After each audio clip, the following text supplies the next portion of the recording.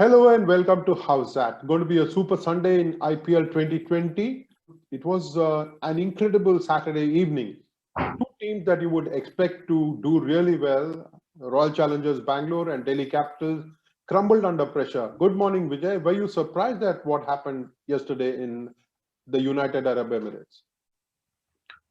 Yeah, good morning. I was surprised indeed because both the teams played against the run of play because they have been promising so much. They have been improving with every game. Yes, you may get one odd a game where you may not be at your best, but last night they were at their worst. Vijay, both teams were coming off defeats in their last games, and it was always going to be difficult, especially when you have lost a game, to motivate the side and then pull yourself up and try and do well, because this is a very, very critical stage of the tournament, and one of those two sides can actually crash out of the tournament if things don't go their way in their final matches. One of the teams can actually bow out on net run rate.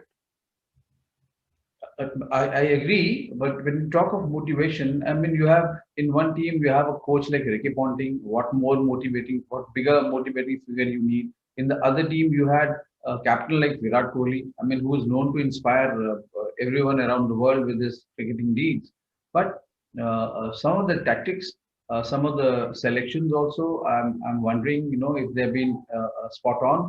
But there's lot for them to ponder and recover because there is very little time left. And Vijay, when you look at both games, and we have spent about 12 hours now since the game ended, when you look at them, you know that both Delhi Capitals in the first game and then Royal Challengers Bangalore in the second game did not pay heed to the conditions. They tried to bat in the normal manner and paid a heavy price. But credit to the bowlers who read the pitch really well and bowled within the limitations. They did what was needed to be done on a given track and took their side home. But the batting units of both Delhi Capitals and Royal Challengers Bangalore, both of them mighty, were very, very disappointing yesterday. yeah, but don't you think it is strange? I mean, for some of the professional stalwarts of the game, not to be able to read the pitch or the conditions and adapt, and because they have been into the tournament more than a month and they know very well that the pitches are now on the slower side. Bowlers have come to understand the tactics very well. They have read each other so much, so better now. So challenges will be different. And second half of the tournament, Raja Raman, we have seen bowlers have come to dominate, especially the spinners. So here, I think tactically, if you're not able to adapt and adjust, it speaks poorly on the leadership. I look at someone like a Sandeep Sharma, who bowled really well for Sunrisers Hyderabad, has taken on the role that Bhuvneshwar Kumar would with the new ball, picked up early wickets and became man of the match. I look at him, Vijay, and he said something very interesting, that his challenge is not just to bowl the first over, but also to provide inputs to the other bowlers about the nature of the track. And when you hear someone like him say that, you wonder if the opening batsmen do not pass on the right kind of messages to the others who come into bat. Definitely, they must be passing on the messages, Raja Raman, but there is very little time left. At the most, when he is crossing, maybe he'll quickly say, ball ruk raha hai, ya ball tez nikal raha hai, ye bahut aaj tez dal raha hai, whatever. So it is not that they won't be able to give messages. There are messages coming during the breaks also. So it is, but the bowler gets very little time because he has to push his deliveries in a specific period of time. And here, Sandeep Sharma, all credit to him. Imagine he's taking over the main role and then bowling to some very classy batsmen and getting them out. So I like this Sandeep's attitude. He's done it for Punjab for many years, and now he is doing it so beautifully in the IPL. Let us watch what Sandeep has to say at the press conference, Vijay. Obviously, I bowl the first over from from my team, so I have that responsibility to read the pitch as soon as possible and pass the message to other bowlers. So yeah, I have been taking that responsibility. Actually, when I started bowling the first over, pitch was a little bit sticky. So plan was to bowl wicket to wicket as much as possible, and top of off stump and change of pace variations. Yeah, so we tried to do that, and it came up nicely tonight. When you cast your mind back to the first game, Vijay, you know that Delhi Capitals is the onus is on getting a good start, and their openers have consistently let them down in the second half of the tournament. Shikhar Dhawan falling in the first over yesterday. Shikhar Dhawan's wicket set the trend because for the opposition, imagine getting Shikhar off the third ball. How much of an encouragement it must be at that point. I mean, you've got the batsman in form, and then that kind of a start. But my biggest disappointment will remain Rishabh Pant. I mean, he has not been able to shoulder the responsibility, not able to understand what his role is, and also look at Prithvi Shaw. I mean, after such a encouraging start in the tournament, he has fallen by the wayside. I mean, he's not even looking 10% of what the batsman he is.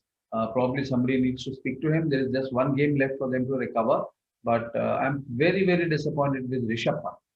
For a team that is heavily dependent on Indian batsmen to do well, Delhi Capitals were led down by all four of them, even though Shreyas Iyer did hang in there for a bit, did not do enough to take the side to a decent score. And when you don't score enough, it's always going to be challenging, even for a bowler like Kagiso Rabada and Anrik Nokke, to try and stop the opposition. They were crushed yesterday, Delhi Capitals were. Crushed is the right word because Shikhar Dhawan not doing well, Rishabh Pant failing, Prithvi Shaw failing. I mean, there's too much of pressure on the bowlers, and every time you can't expect Rabada or Nokia to just deliver because now the pitches have changed. I mean, they're not really assisting the fast bowlers. They are trying their best, but the bonus is squarely lies on the shoulders of the batsmen. It needed bowlers like Trent Bolt and Jasprit Bumrah to pick up 3 wickets each and put Mumbai Indians in the driver's seat. But it was interesting that Mumbai Indians sent Jayant Yadav to the press conference. He was playing his first match. The off spinner turned in a very good spell, even though he didn't pick up wicket. But it was interesting to see him come to the press conference. It's all about trying to have an impact whenever you get the chance, and trying to keep myself motivated. I think as players, it's pretty evident only 11 can play, and there's very clear-cut communication in our camp of places where or matches where against different teams, matchups against different teams where I could come in. So I always knew that Delhi Capitals will always be a matchup. So I was pretty prepared for this game. So the idea was to extract more spin with the newer ball, and because as Krunal bowled the first over in the power play, second over, his first over, he said that the feedback was that it's stopping a bit. So that's when I think Paulie said that okay, I'll also have to bowl in the power play. But in power play, the plan is pretty simple: just try and contain the runs in whichever way the best suited to a different batsman. Different plans for different batsmen. So yeah, that was the plan. He speaks really well, a very, very grounded person, and I've known him from very young age. I mean, his father, Jai Singh, was a very dear friend of mine who played for Indian Airlines, and he dreamt of his son playing for India, and he did. And Raja Raman, let me tell you, Rahul Dravid also has had an influence on Yadav.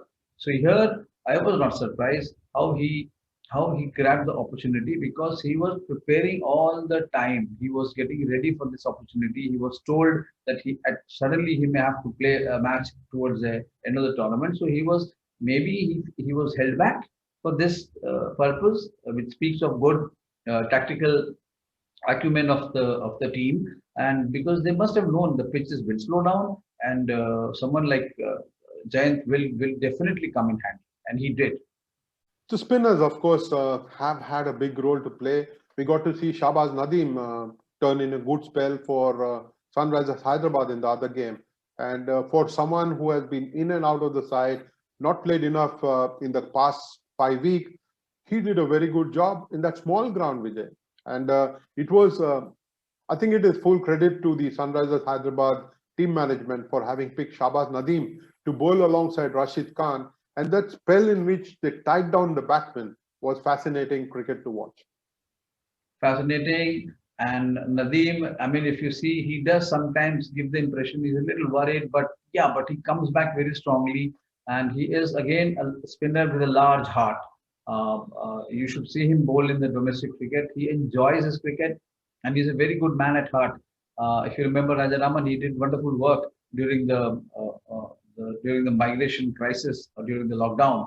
So I'm very happy for him. He did well and he got the very crucial wicket of AB de Villiers. But it was Sandeep Sharma really who put Hyderabad on top, getting those two big wickets. Devdutt Padikkal, who has been in terrific form this season, he got him bowled with one that nipped in. He got the biggest wicket of the tournament in Virat Kohli, who drove to the man at short cover, and Sandeep Sharma was cock a hoop at having got Virat Kohli's wicket one more time. It seems that people have been saying that Virat Kohli kind of is bunny, but Sandeep definitely gets embarrassed when people talk about that because he knows that Virat is a very high caliber batsman. And here you're so right. The wicket of Padikkal was a big boost for him, and then getting Virat put the brakes on RCB. I mean, it showed that Sunrisers Hyderabad was in the game and they never let go of that pressure. Speaking of pressure, Vijay, someone who's handled it really well over a number of years, AB de Villiers, came to the press conference and spoke glowingly about the Sunrisers Hyderabad bowler, but then he also admitted to very poor batting by Royal Challengers Bangalore.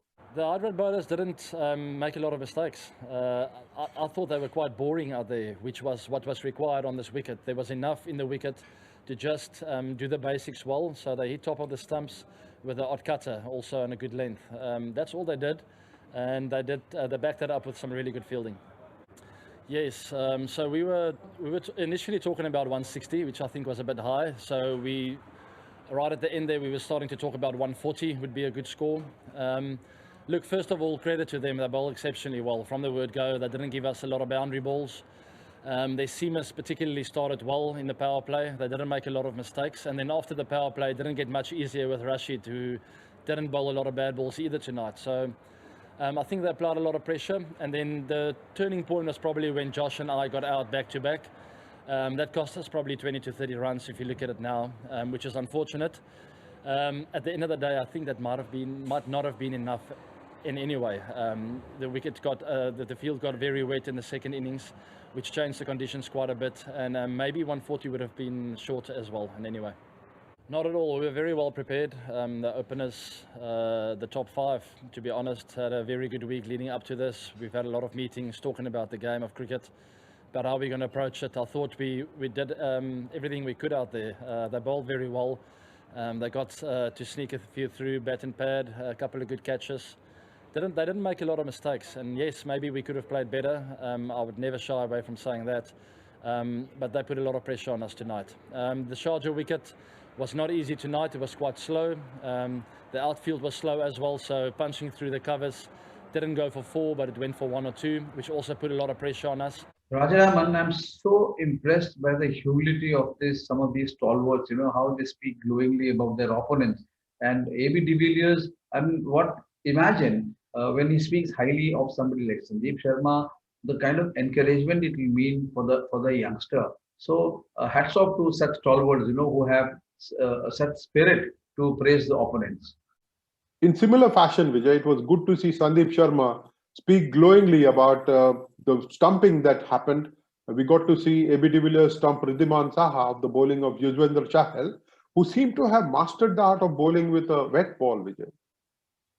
Yeah, and that was a very good dismissal, Rajaraman, a typical leg spinner's dismissal where he flights the ball and he beats the batsman on both in the air and off the pitch, and the keeper is almost anticipating and pulling off a stumping. It was not a difficult stumping because Saha was stranded, beaten in the air, but a lovely dismissal to watch. Full credit to the bowler, in fact, and Yuzvendra Chahal has done well for himself. He was perhaps the only positive for Royal Challengers Bangalore last night, but they will have to pull up their socks if they have to get into the knockout They've got a big game against Delhi Capitals. One of the teams will take the second place. The winning team will become second in the group, Vijay. It will be important for both Delhi Capitals and Royal Challengers Bangalore to turn up at their best and show on the field why they deserve to be second in the group. They could be either at their best or maybe buckle under the pressure, because in such situations, they do feel the pressure and they're not able to bring off their best. So I expect a low scoring contest. Speaking of low-scoring contests, Vijay, here is Keyur Seta of the North Stand Gang Mumbai asking us this question. My question for Vijay sir and Raja Raman sir is, do you think openers tend to become too cautious when it comes to chasing a very low total as compared to a huge or a good total? My second question is, going by the form in which Mumbai Indians are currently, do you think it will be a major upset if they don't win the tournament this time? Thank you very much, Keyur, and thank you, North Stand Gang Mumbai, for sending us those questions every single day of the tournament. It's been great having you on board. Keyur, to answer your question on low scores and what the opening batsman should be doing, it is always difficult for a batsman to decide what to do. They play on the merit of every delivery, but then when you have a small score, the onus is on the batsman to finish off the game early and pick up those 2 points and ensure that the net run rate goes up. So the challenge is for the opening batsman to adapt quickly to the track. They have seen how the pitches function over the last 20 overs when their side was bowling, and they need to be smart when they're chasing. You cannot go in with a set idea of finishing off in the first 10 overs, else you can lose wickets quickly, or nor can you be very defensive because you've got 20 overs. You've got to play smart cricket and win a game. And I think to answer the second question, Keyur, North Stand Gang, Wankhede Stadium, Mumbai Indians, they have a strong connect with each other, But he is right. Mumbai Indians has played absolutely stunning cricket this season. And it would be surprising, yes, if they don't win the title. But similarly, I think there are other claimants also. I mean, if you look at Kings 11 Punjab, they started so poorly, came back strongly. Look at Delhi Capitals, they've also promised to win the title. But yes, if you ask me, the most compact team, most consistent team has been Mumbai Indians. And KO, I think you might well be celebrating at the end of the IPL. But then, Vijay, one game in the playoff, and of course, Mumbai will have two opportunities to get to the final. One bad game in the playoff, and things can turn topsy-turvy. I remember Delhi Daredevils, Virender Sehwag was captain. They dominated a season like few other sides have, and then went and lost both matches. I think it was the year 2011 or was it 2012? I forget. But I can remember them losing both games of the playoff, including getting a Sunny Gupta to start the bowling and leave Moni Morkel out of a very important playoff game. So when you make poor choices, you pay the price, and Mumbai Indians will be wary of not making that kind of mistake that some other teams have made in the past. Vijay, we move on to tonight's game. There is Kings 11 Punjab taking on Chennai Super Kings, which has got nothing to lose. And as it is sinking, it can take Kings 11 along if it plays very smart cricket. And then in the other game, you've got a battle royal between KKR and Rajasthan Royals, two sides that are trying to stay in the hunt and pick up two important points. Yes, Rajaraman, neither of the match can you afford to miss. Battle Royal definitely with Rajasthan looking to pull it off. And I think CSK is in, like you said, nothing to lose. Kings 11 Punjab definitely has recovered, but even if they win, they will have to contend with Sunrisers Hyderabad, who also has which has a better run rate. So they'll have to watch. They'll have to keep an eye on too many combinations and permutations. The final game that Sunrisers Hyderabad plays is against Mumbai Indians, and it is the form side of the tournament. Mumbai Indians has been the most consistent so far. So Hyderabad will face a challenge, and Kings 11 will be hoping that Hyderabad does not turn off its A game in Sharjah on Tuesday night. With just 4 games left for the league stage to get over, Vijay, things have got really exciting. all matches have got interest left. Even though Chennai Super Kings is out of the tournament, it still holds a critical place in deciding whether Kings 11 can get into the playoff or not, whether it has a chance of getting into the playoff or not. And Dhoni is playing for pride. He's playing to pick up 2 more points and show that Chennai Kings is not such a bad team after all, even though it is lying 8th in the table. Vijay, it's going to be a wonderful Sunday evening cricket viewing, given the fact that matches are still alive and there is plenty of interest left in the tournament. I hope you enjoy both games tonight, Vijay, and I will catch up with you tomorrow morning. Yeah, thank you very much. Happy viewing, Rajaraman. Have a lovely day, Vijay.